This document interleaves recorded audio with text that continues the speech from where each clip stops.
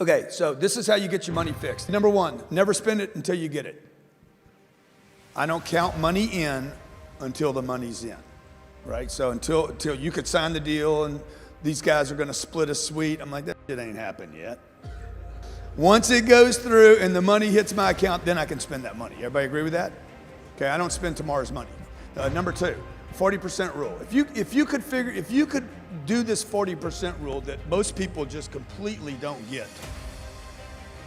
If you got 100% of your money and 40% just for 40% goes to the IRS.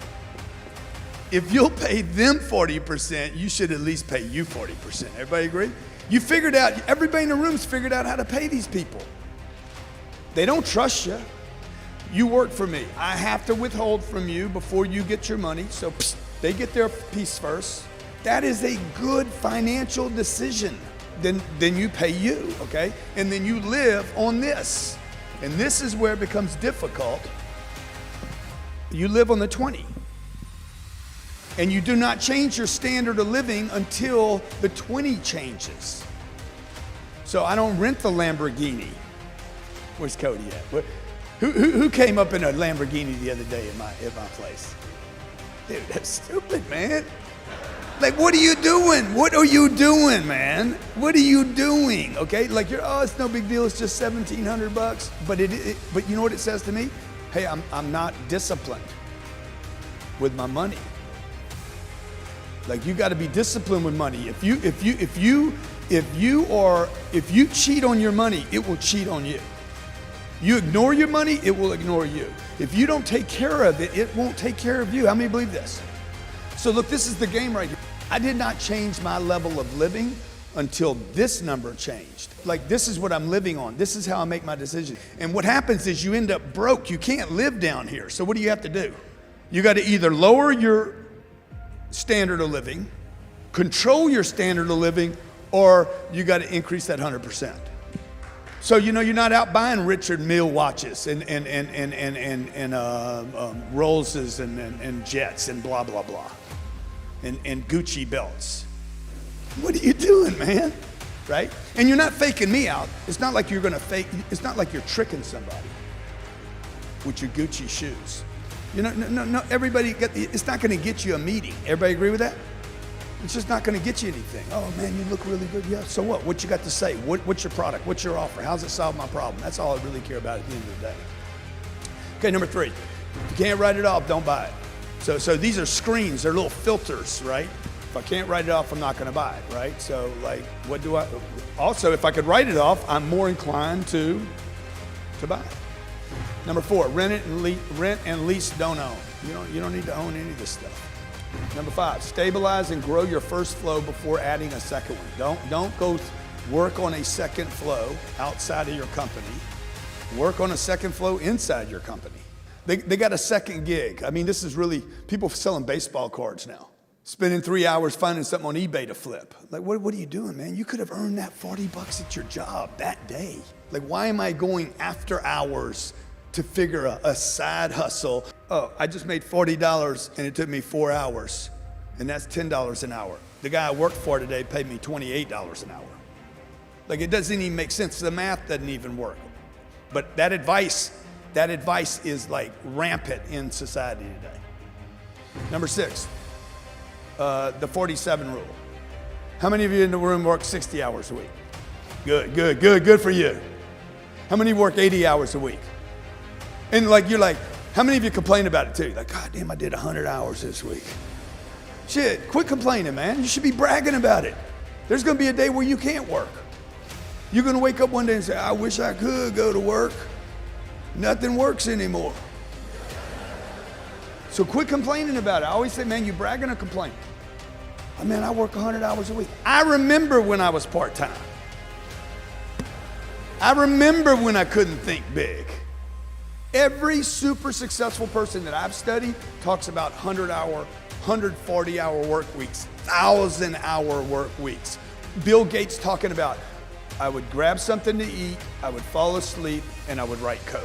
And that's all I did. I ate and I wrote code. And if I couldn't write code, I went to sleep. Think is giant and massive. 40% rule means, the 47 rule means this. I spend 40 hours working for somebody, spend at least 7 hours working on yourself every week. Hour a day. I mean, what is that? I'm gonna read. Okay, all these guys talk about reading books. Warren Buffett talks about reading 3 and 4 hours a day. Read. They got guys actually saying they don't read anything, bragging about it. I never read. I've never read anything. Books are for idiots. Okay, well, look, all these super successful people that built billion-dollar businesses are reading, and they got smart people around them, okay? And if you don't like reading, who doesn't like reading in a room? Yeah, well, good. Okay, you gotta read, folks. You gotta read. It doesn't matter if you wanna do it or not. I don't like to work out either. Okay, number 7, stay broke. Stay broke. Y'all gotta stay broke, man. Cash is garbage. You don't need money. You don't need cash. Cash is trash. Your mommy and daddy didn't know this. Cash is garbage. It is trash. Take it out. Use it. It is worthless until it is put to work. Okay? Listen to me. Money is worthless until it is put to work. Money is useless until it is used. It's a piece of paper. And then we act like it's sacred and I got to keep it and protect it and now it's mine, right? It's plentiful. It's a piece of paper. It's only valuable when I take it out of my pocket, get it out of the system and put it to work. Never lose money. Number 8, never lose money. Okay? Now if I leave this $100 right here on this table, on this podium, is there a chance I'm gonna lose that money? If I go buy a piece of marketing, if I say, hey Frank, go buy me an ad on Facebook. Or, hey, take a YouTube video that we did. We already got a bunch of impressions on this YouTube video. Put $100 behind that YouTube video and let's see if we can get a couple more people to see it. Which would be more valuable? Okay, never lose money. And if you look, if you're sitting around with cash in your wall, if you're sitting around with cash, you're gonna lose the money. If you leave your money in the bank, you're losing money. Everybody agree? Okay, you're going to negative rates. We will go to negative rates in America.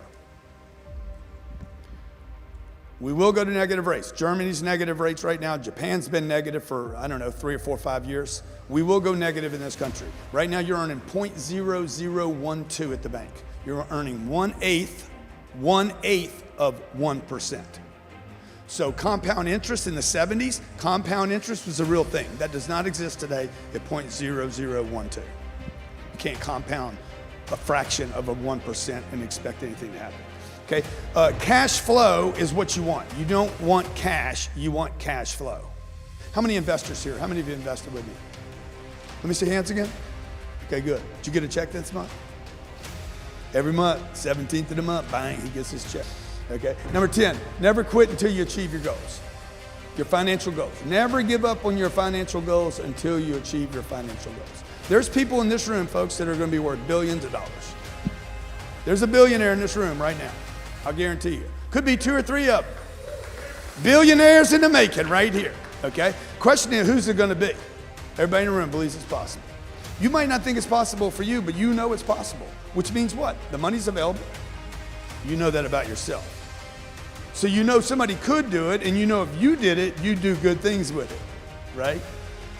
So go do it, man, because the money's out there.